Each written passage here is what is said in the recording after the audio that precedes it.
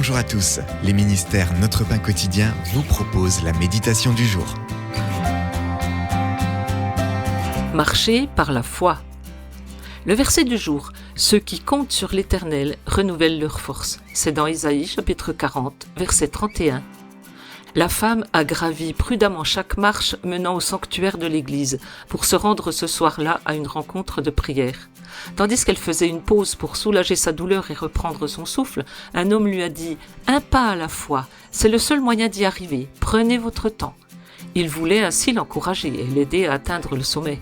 Ces paroles ont en tout cas fortifié mon âme lasse lors de ma visite ce même soir. Durant notre cheminement de foi, nous sommes peut-être tentés de renoncer quand la route semble trop longue ou difficile. Mais puisons alors du réconfort dans les paroles que le prophète Ésaïe a adressées aux Israélites pour les consoler, à savoir que Dieu les délivrerait un jour de leur captivité à Babylone. Cette dernière avait duré des décennies, mais Dieu n'était pas comme les idoles impuissantes. Le Dieu tout-puissant, créateur du ciel et de la terre, ne se fatigue pas, il ne s'épuise pas, et il affermit les faibles.